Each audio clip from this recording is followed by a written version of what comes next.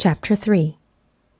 Now Jehoram the son of Ahab began to reign over Israel in Samaria the 18th year of Jehoshaphat king of Judah, and reigned 12 years. And he wrought evil in the sight of the Lord, but not like his father and like his mother, for he put away the image of Baal that his father had made.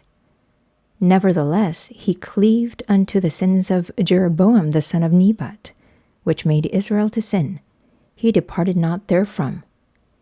And Mesha king of Moab was a sheepmaster, and rendered unto the king of Israel 100,000 lambs, and 100,000 rams, with the wool.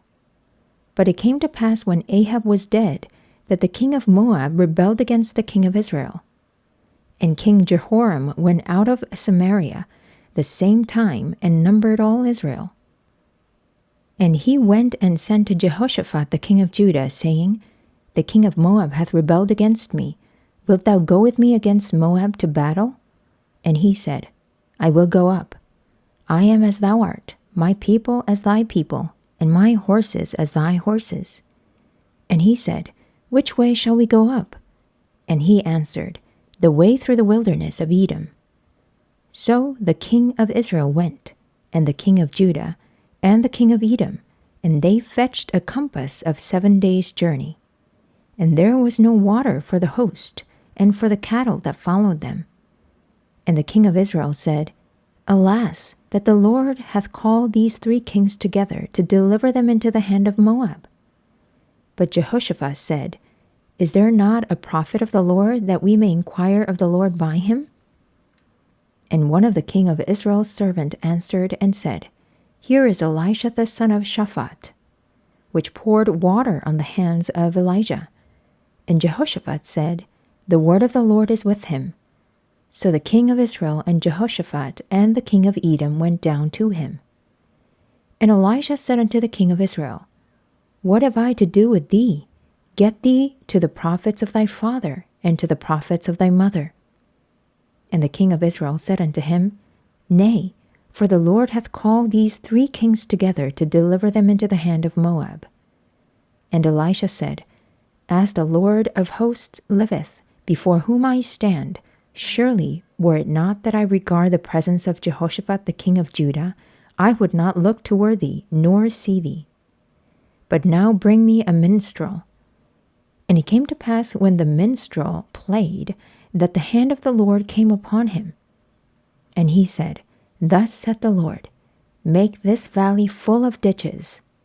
For thus saith the Lord, Ye shall not see wind, neither shall ye see rain, yet that valley shall be filled with water, that ye may drink, both ye and your cattle and your beasts. And this is but a light thing in the sight of the Lord. He will deliver the Moabites also into your hand. And ye shall smite every fenced city, and every choice city, and shall fell every good tree, and stop all wells of water, and mar every good piece of land with stones. And it came to pass in the morning, when the meat offering was offered, that behold, there came water by the way of Edom, and the country was filled with water. And when all the Moabites heard that the kings were come up to fight against them, they gathered all that were able to put on armor, and upward, and stood in the border. And they rose up early in the morning, and the sun shone upon the water. And the Moabites saw the water on the other side as red as blood. And they said, This is blood. The kings are surely slain, and they have smitten one another. Now therefore, Moab, to the spoil. And when they came to the camp of Israel, the Israelites rose up and smote the Moabites, so that they fled before them. But they went forward, smiting the Moabites, even in their country. And they beat down the cities, and on every good piece of land cast every man his stone, and filled it. And they stopped all the wells of water, and felled all the good trees. Only in Kir-hareseth left they the stones thereof. Howbeit, the slingers went about it, and smote it. And when the king of Moab saw that the battle was too sore for him, he took with him 700 men that drew swords, to break through even unto the king of Edom, but they could not. Then he took his eldest son that should have reigned in his stead, and offered him for a burnt offering upon the wall. And there was a great indignation against Israel. And they departed from him, and returned to their own land.